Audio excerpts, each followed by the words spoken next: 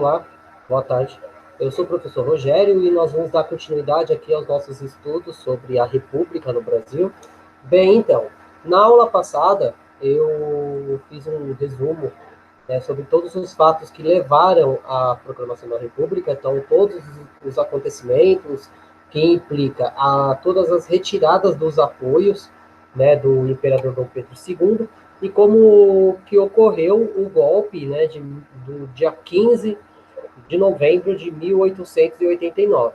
Então, o que nós vamos ver a partir de agora? Então, como o conteúdo de vocês, ele traz aí dois momentos diferentes, então eu vou trabalhar em duas aulas, né, dois vídeos, o período do que ficou conhecido como a República da Espada.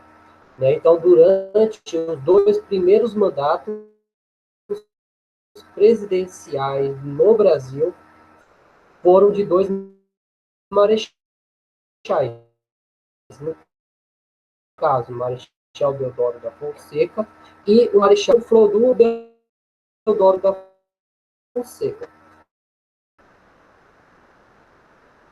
Então, nós vamos trabalhar essas questões aí mais voltadas, né, ao que nós chamamos de monarquia oligárquica no Brasil.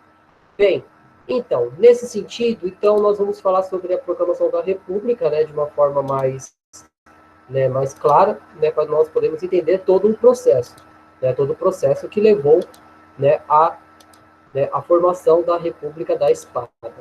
Então, nós vamos falar aqui. Então, a República da Espada, então, primeiro, então, a República da Espada 1, né, que é o governo Marechal Deodoro da Fonseca. Então, essa imagem, ela é bem emblemática, né, com uma figura do heróico, né, do Marechal Deodoro da Fonseca, depois da proclamação da República. Bem, então nós vamos contextualizar aqui. Então, a República da Espada foi um período no qual o Brasil foi governado pelo Marechal Deodoro da Fonseca e Floriano Peixoto, entre os anos de 1889 e 1894. Trata-se de uma época, né, caracterizada como uma ditadura militar. Então, no caso, foi um governo, né, levado por esses militares que chegaram ao poder de uma forma indireta. Então, durante esse período, foram comuns os levantes populares e a repressão, né, a foco da resistência simpática ao imperador Dom Pedro II e a restauração da monarquia. Então, nesse caso, isso rompe com a história positivista, que diz que não houve conflitos depois da proclamação da República. Então, parece que houve um toque de uma varinha de condão e todos os problemas do Brasil foram solucionados. Bem, fomos enganados novamente. Então, a gente vai ver alguns conflitos, né, que levaram o Brasil a quase uma guerra civil durante o governo do Marechal Deodoro da Fonseca e também do Floriano Peixoto. Bem, então, o Império do Brasil não mais representava os interesses dos grandes cafeicultores do Oeste Paulista. E ao abolir a escravidão, né, deixou de ter o apoio dos velhos fazendeiros escravocratas, que fica conhecido como republicanos de última hora. Então, nesse sentido, os cafeicultores que esperavam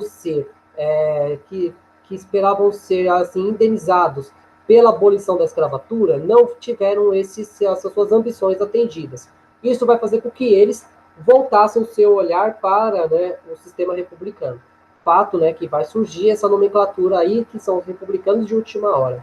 Então, o café era, de longe, o principal produto de exportação, além de apresentar-se como o maior empregador, né, e dinamizador da economia interna. Por isso, os interesses dos cafeicultores estavam sempre em primeiro plano durante o período da República Velha. Né? Então, nós temos essa questão do café como um dos principais elementos que vai fazer com que a economia e a política brasileira se organizassem.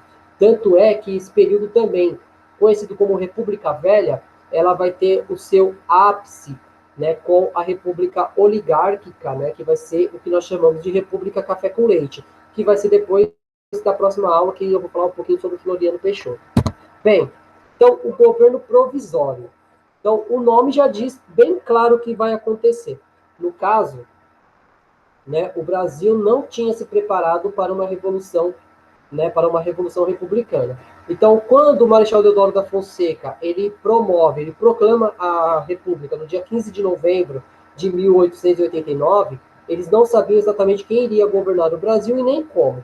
Então, houve a instalação de um governo provisório, né, que nós vamos detalhar um pouquinho mais. E essa charge, ela mostra exatamente isso, né, que, no caso, nós temos aqui a figura do Benjamin Constant de joelhos, com a coroa na mão para coroar a República, né? Então, essa questão da República, ela é representada nos moldes, né, da Revolução Francesa.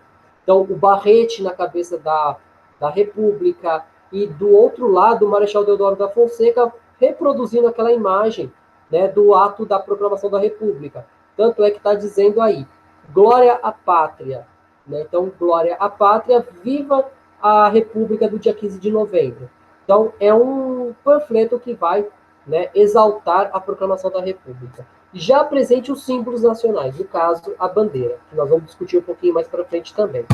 Bem, então, na noite do dia 15 de novembro de 1889, foi constituído o governo provisório, a República recém-proclamada tendo como chefe o Marechal Deodoro da Fonseca, com poderes ditatoriais. Então, o ministério foi composto de republicanos históricos, como Campos Salles, Benjamin Constant, Quintiano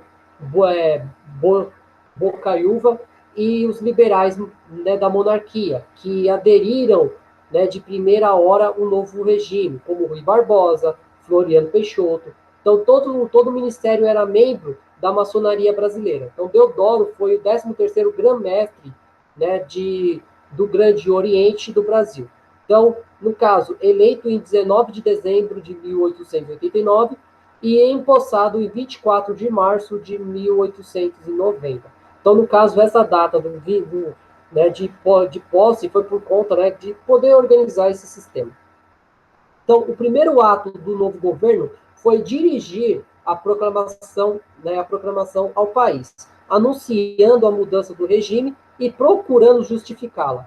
Né, no decreto número 1, né, foi adotada como título, né, provisório. Então, a República Federativa como a forma de governo da nação brasileira. Então, até resolver-se a respeito da Assembleia Nacional Constituinte, que seria convocada. Então, as províncias do extinto império foram transformadas em estados federados. Então, eles vão seguir o modelo que foi implantado pelos Estados Unidos, sobre uma federação, onde cada estado tinha sua própria constituição, seus próprios poderes, que seriam, né, de uma certa forma ou de outra, orquestrada por um governo central, no caso, o Distrito Federal. Tanto é que o nome do Brasil passa a ser Estados Unidos do Brasil, que vai continuar nesses moldes até o ano de 1967. Né? Então, nós vamos falar um pouquinho mais sobre isso um pouco mais para frente. Bem, então, de todas as províncias, chegaram logo as manifestações de adesão ao novo regime, quase sempre da parte dos velhos partidos monárquicos. Destaca-se, a República foi estabelecida em todo o país, praticamente sem lutas, né, salvo os estados do Maranhão, e que os antigos escravos tentaram esboçar uma reação, correndo às ruas da capital com a bandeira do Império e dando vivas à princesa Isabel.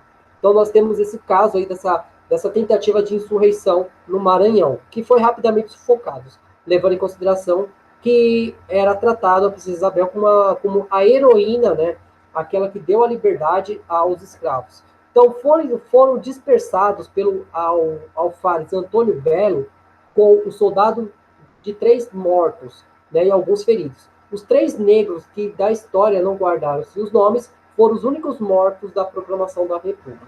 Então, no primeiro momento, houve essa tentativa de insurreição no Maranhão, coisa que não deu certo. Qual a maior questão? Isso já deixa bem claro a questão de como a população, né, mais pobre não tem vez no Brasil. Os nomes desses que vão tentar restaurar a monarquia, eles foram esquecidos da história. Né? Então, isso é um ponto importante de nós sempre ressaltarmos. Bem, no dia 16 de novembro, Deodoro mandou uma mensagem para o imperador, destronando, intimidando e deixando o país justamente para a sua família imperial do Brasil dentro de 24 horas, e ofereceu-lhe uma quantia de 5.000 contos de réis para seu estabelecimento no interior. Então, Dom Pedro II de Bragança recusou a oferta e partiu na madrugada de 17 de novembro para Portugal, né, pedindo somente um travesseiro com terra do Brasil, para repouso de sua cabeça quando morresse. Então, no caso, o Dom Pedro II, ele tinha um apelo muito emocional com o Brasil, levando em consideração que ele nasceu no Brasil. Então, o seu pai chegou aqui ainda muito jovem, quando, quando houve o casamento do Dom Pedro I e a Leopoldina, que foi fruto do Dom Pedro I, ou Dom Pedro II, ele nasceu no Brasil, então isso faz com que ele tenha grande apreço pelo Brasil. E um desses pedidos, segundo os historiadores, foi a confecção desse travesseiro com terras do Brasil, né? Fato que é importante nós ressaltarmos. Bem, então, os símbolos nacionais. Na manhã do dia 19 de novembro, o Marechal recebia em sua casa alguns republicanos liderados por Lopes Trovão, os quais iam submeter já o fato, né, consumado. Então, a Revolução já era consumada. E a sua apreciação do projeto de lei de uma nova bandeira do Brasil. Então, Deodoro, porém, desejava manter a antiga bandeira imperial, dela retirando apenas a coroa. E, né, considerou a bandeira, né, que lhe foram apresentadas por Lopes Trovão como, né, um arremendo grosseiro de uma bandeira dos Estados Unidos. Né, fato que a gente vai ver assim, eles copiaram a bandeira dos Estados Unidos só trocando as cores. Então, os republicanos, né, insistiram que só restava a Deodoro oficializar a bandeira por eles apresentada, pois a mesma já tremulava no alto do mar, né, no mastro do Alagoas, então o navio, né, que conduzia o imperador deposto ao exílio. Irritado, o Marechal Deodoro deu um soco na mesa, exclamando: senhores, mudamos o regime, não a pátria. Nossa bandeira é reconhecida, né, é reconhecidamente bela, e não vamos mudá-la de maneira nenhuma. Então, no caso, o Marechal Deodoro da Fonseca, ele também tinha um apreço muito grande pelos símbolos monárquicos, né, levando em consideração que ele só proclamou a República por conta, né, dos vários boatos que colocavam como ele se fosse preso pelo Dom Pedro II. Então aqui nós temos, né, uma representação das mais variadas bandeiras do Brasil. Então nós temos desde a bandeira da colônia, passando pela bandeira, né, a bandeira do caso, né, do Reino do Brasil, quando Dom João VI chega aqui, nós temos a bandeira monárquica e as duas supostas bandeiras do Brasil. No caso, essa que está sobre a bandeira atual é a bandeira que o Trovão ele colocou como um símbolo, né? Então, ligeiramente uma cópia grosseira da bandeira americana, né? E do outro lado, a bandeira nacional, que traz dentro dele a única alteração significativa foi a retirada da coroa, assim, do brasão da monarquia, instaurando um símbolo positivista, dizendo sobre a ordem e o progresso e as estrelas que eram os estados da federação. Bem, então, quando ocorreu a Convenção de Itu, em 1870, foi adotado o símbolo do Clube Republicano, o brasão imperial, né, encimado, né, do barrete, né, do frígio, onde o símbolo republicano que remonta à Revolução Francesa. Então, por sua vez, as armas nacionais adotadas pelo regime republicano mantiveram muitos dos antigos brasões imperiais, substituindo-se a Cruz da Ordem de Cristo do Cruzeiro do Sul e a esfera, né, a armília, né, pelo círculo azul, que também representava a esfera celeste. Mantiveram-se os ramos de café e de fumo, além de listel, né, como a estrela representava da unidade do território que compõe a nação. Então, a fita vermelha abaixo mudou para azul. Né, formaram adicionadas, né, as 5 estrelas, né, de pontas, símbolo republicano e a espada do símbolo militar. Então, no caso, né, vai começar a alterar também o brasão. Então, o brasão presente na bandeira, né, presidencial do e o vice-presidente do Brasil, na faixa presidencial e na capa da Constituição, da carteira de trabalho, entre outros símbolos desse documento. Então, nós temos o brasão dentro dessa realidade. Bem, então, o brasão nós podemos fazer uma comparação bem simples. Então, houve, né, a manutenção do fumo, do café e alguns elementos republicanos, no caso do Cruzeiro do Sul e as estrelas da Federação e a faixa, né, no caso a fita azul, que vai trazer a importância do 15 de novembro de 1889. E a República Federativa do Brasil. No caso aqui, né, é o nome atual, mas o símbolo, no período onde ele foi confeccionado, existia aqui escrito Estados Unidos do Brasil. Bem, então, com o advento da proclamação da República, o mesmo hino da monarquia se manteve. Uma lenda foi, então, divulgada até mesmo em livros escolares, onde, ao ouvir a composição escrita em concurso de chefe de governo provisório, Marechal Deodoro da Fonseca, teria declarado preferir o velho.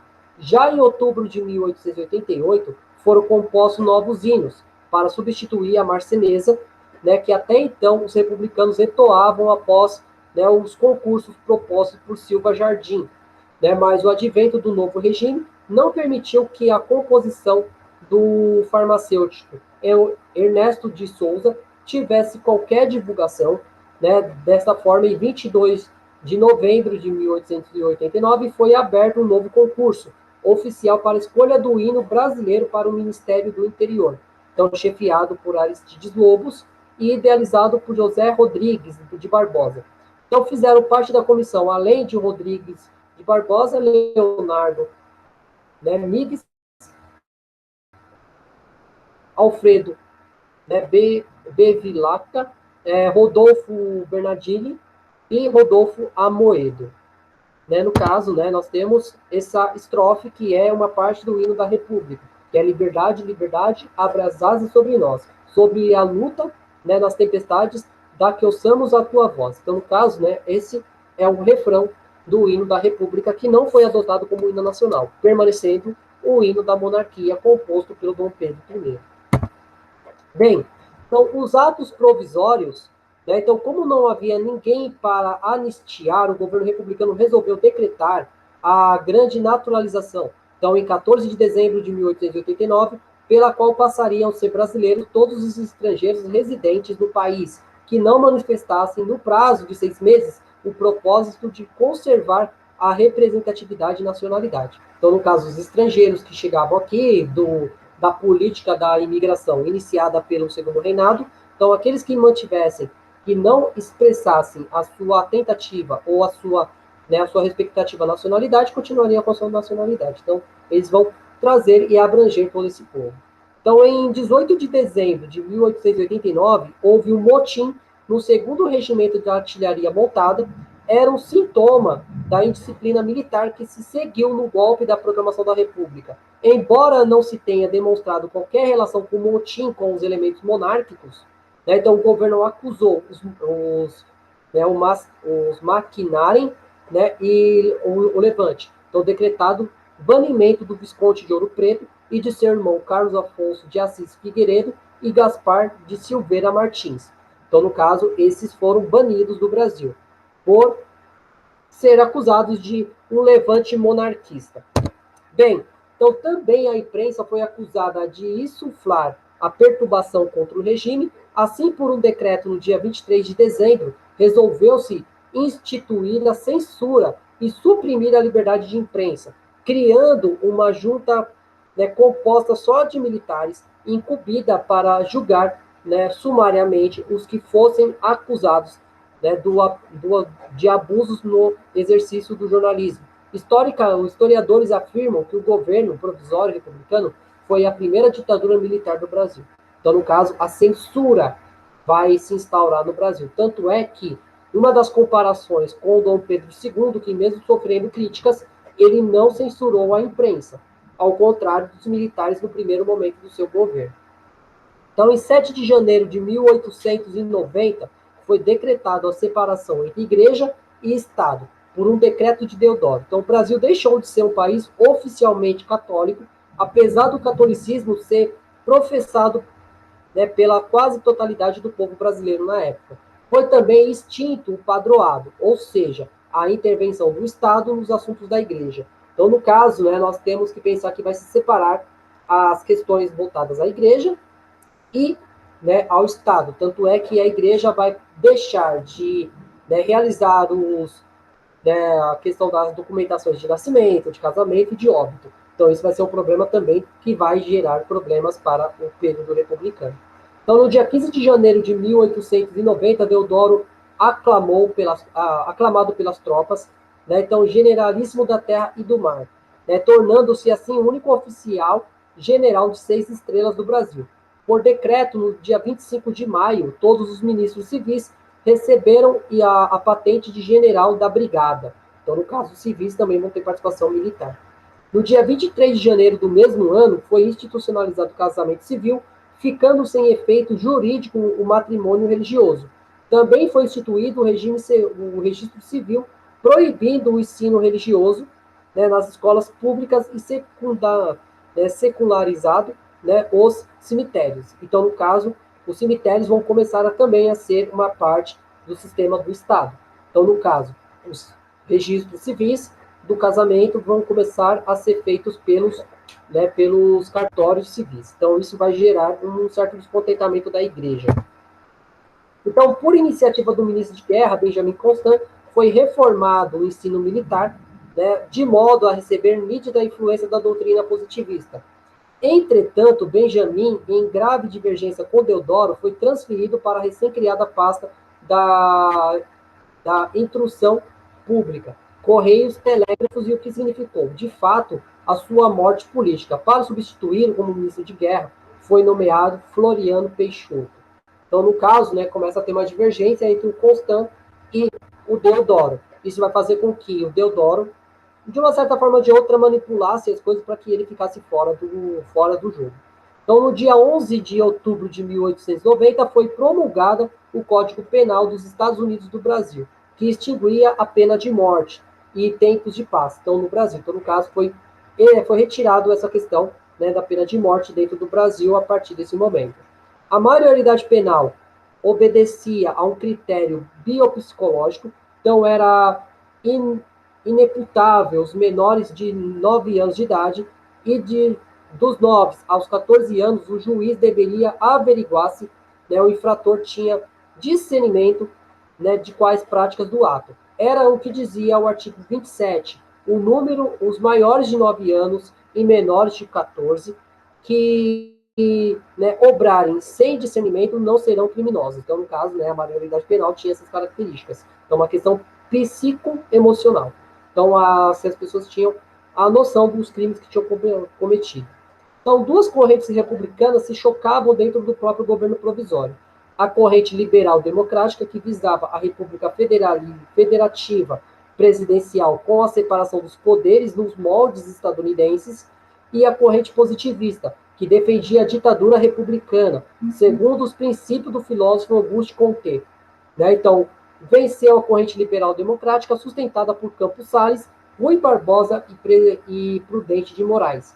Né? Tanto é que Prudente de Moraes será o primeiro presidente civil a chegar ao cargo no Brasil.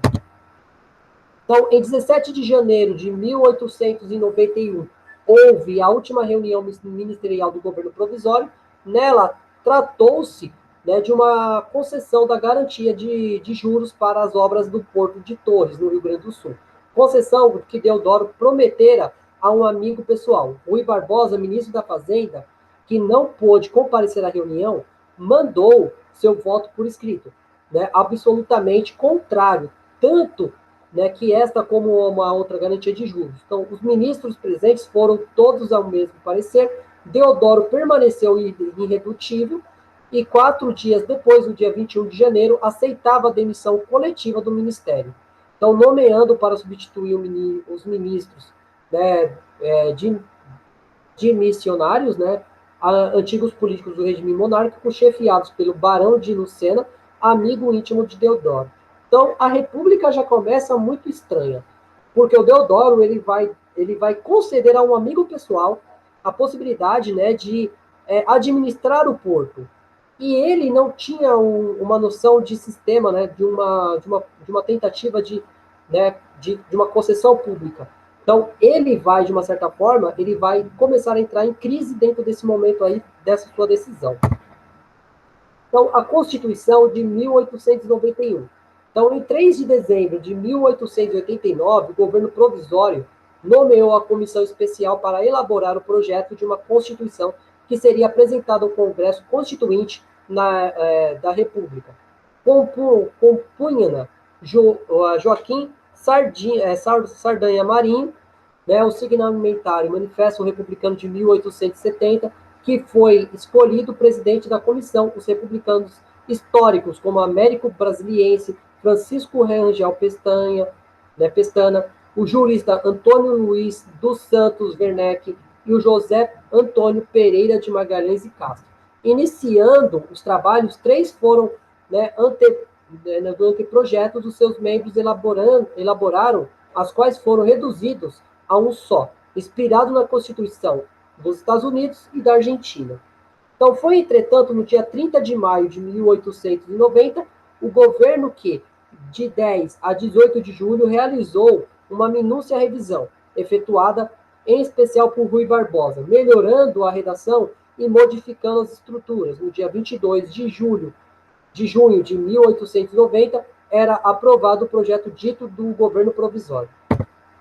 Bem, então, o Congresso Constituinte foi convocado por decreto no dia 21 de dezembro de 1889 para reunir-se no dia 15 de novembro, né, de 1890. Então, no dia 15 de setembro, realizaram-se as eleições de todos os estados brasileiros, então, organizando a Constituinte.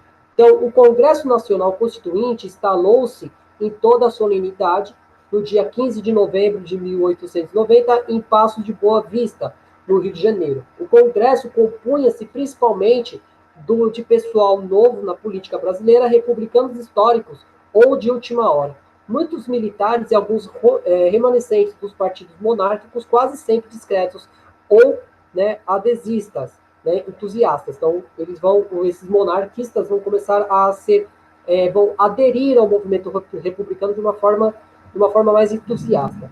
Então, depois de eleger a sua mesa, então, sendo eleito presidente do Senado, Congresso, né, republicano histórico, né, então, Prudente de Moraes, o primeiro ato do Congresso foi reconhecer os poderes do governo provisório e prorrogá-los até a promulgação da nova Constituição. Então, houve um acordo geral para que se fosse imediatamente votado e aprovado o projeto do governo. Não se fizeram, pois, alterações significativas. E depois de pouco mais de 3 meses, no dia 24 de fevereiro de 1891, foi solenemente promulgada a Constituição Republicana.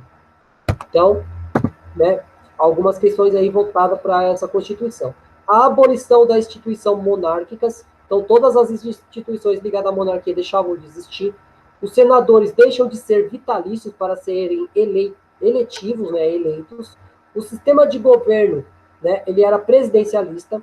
Então, as eleições passaram a ser pelo voto direto, mas continuou a ser descoberto, não secreto. Então, você tinha que dizer para quem você iria votar.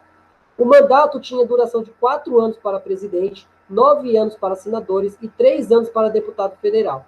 Então, não haveria reeleição para presidente e vice para mandato imediatamente seguinte, não havendo impedimento para serem um posterior a esse. Então, no caso, o presidente ele não tinha direito a ser reeleito. Uma outra coisa também importante, a chapa ela tinha direito a lançar o presidente e o vice-presidente. Então, até 1960, o brasileiro votava tanto no presidente quanto no vice. Então, os candidatos a voto efetivo seriam escolhidos por homens maiores de 21 anos, à exceção de analfabeto, mendigos da praça, soldados, mulheres, religiosos sujeitos ao voto de obediência.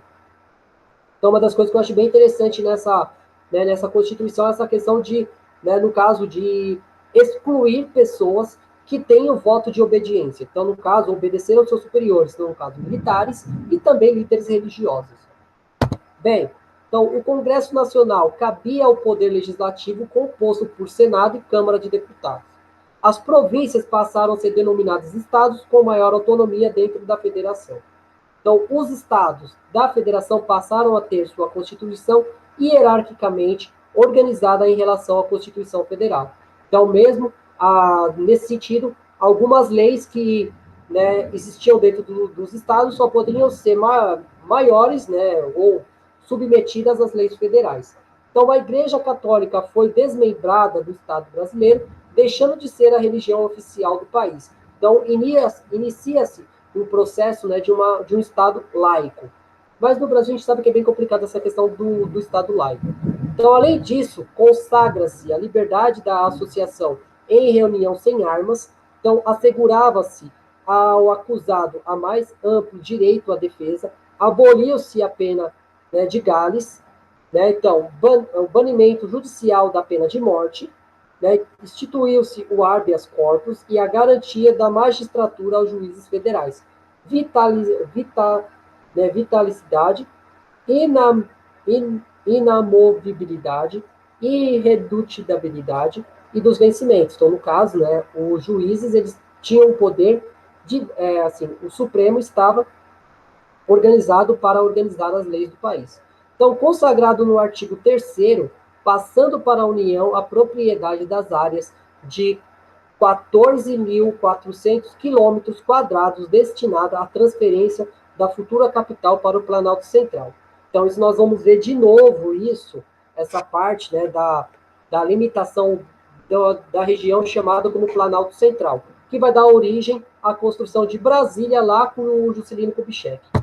Bem, então o encilhamento.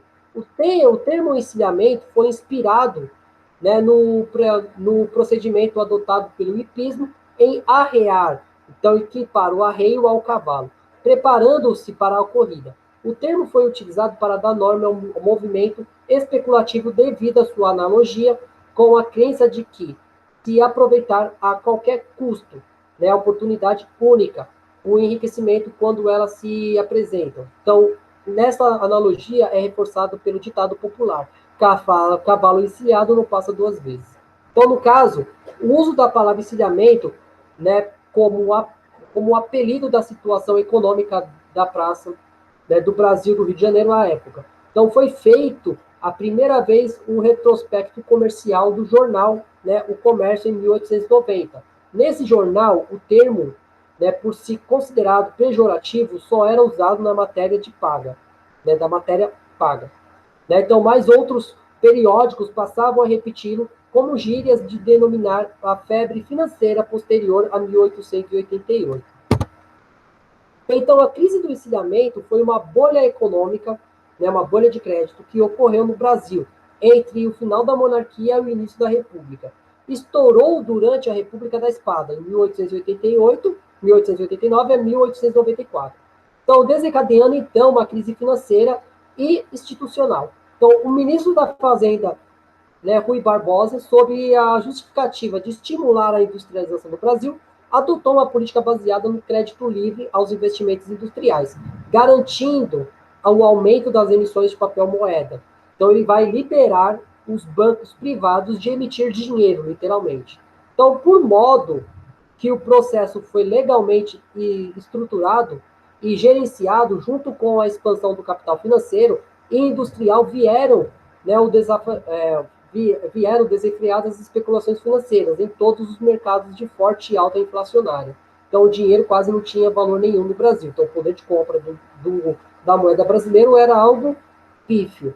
Então, causada pela desconfiança oriunda, né, determinadas práticas do mercado financeiro, como a isenção do lançamento de ações sem lastro, então, e posteriormente a oferta pública de aquisição visando fechamento de capital. Então, essas ações sem lastro, sem valor, sem riqueza, estão fazendo com que essas ações não tivessem recursos, não tivessem valor. Bem, então, porém, devido ao poder extraordinário conferido aos seus condutores, como o controle sobre a remonetização, então, o encilhamento, né, interesses privados, acabaram se sobrepondo aos interesses públicos. Então, os bancos privados vão emitir muita moeda e muitas ações. Então, isso vai fazer com que, né, a economia fosse patinando, porque não tinha recursos para manter esse sistema dessa forma.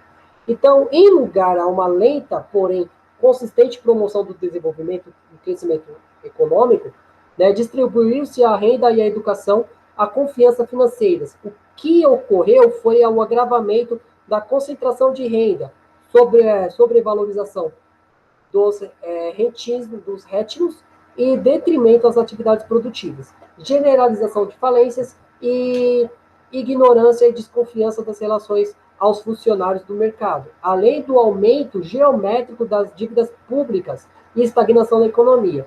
Então, no caso, a quebradeira do sistema monetário brasileiro foi total por conta dessa prática política. Então, as caças das bruxas, né, que se seguiu em 1895, em especial durante o mandato de Floriano Peixoto, algumas figuras expoentes ao encilhamento tiveram seus bens congelados, confiscados e, além de sofrer processos públicos, administrativos, entre eles o Rui Barbosa, que teve que se exilar na Europa. Já a legislação referente ao mercado de capitais no Brasil, em vã tentativa de se controlar a volatilidade do mesmo, numa época em que desconhecia o conceito de antifragilidade, sofreu violento retrocesso, se assemelhando ao tempo das leis dos entraves, do qual foi se livrar apenas nos anos 70, mais tarde, né, 70 anos mais tarde, em 1965. Então, no caso, a lei dos entraves vão fazer com que o Brasil vivesse num período bem conturbado para buscar restaurar essa economia que foi tão fragilizada. Então, aqui nós temos uma chart do período, né, onde, né, mostra a questão do encilhamento. Então, apertar os cintos, né, do povo e a libertinação da economia por parte da nobreza, né? Então, nós temos que pensar o seguinte: a proclamação da República ela foi proclamada em 1889, só em 1891 foi estabelecido, né, a eleição do Deodoro da Fonseca. Né? Então, no caso, a disposição transitória da Constituição de 1891 estabeleceram, né, a primeira eleição presidencial do Brasil, que seria feita de via indireta, ou seja, o primeiro presidente do Brasil seria escolhido pelo colégio eleitoral formado pelos senadores e deputados numa Assembleia Constituinte em 1890. Então, a eleição efetuaram-se, né, no dia 25 de fevereiro de 1891, um dia após a promulgação da primeira Constituição da República. Então, Marechal Manuel Deodoro da Fonseca, proclamador da República e chefe do governo provisório desde o dia 15 de novembro de 1889, disputou as eleições tendo como competidor o almirante Eduardo, né, Valdecolque, né, como vice-presidente. Os principais adversários da chapa, né, da situação foi o senador Prudente de Moraes, representando o Partido Republicano Paulista, que tinha Marechal, né, Floriano Vieira Peixoto como vice-presidente. Então, no caso, de acordo com os historiadores, as eleições transcorreram em clima tenso por conta de boatos em que as guarnições militares fechariam o Congresso brasileiro caso Deodoro saísse derrotados e por Prudente de Moraes, tido como favorecido entre a maioria do colégio eleitoral.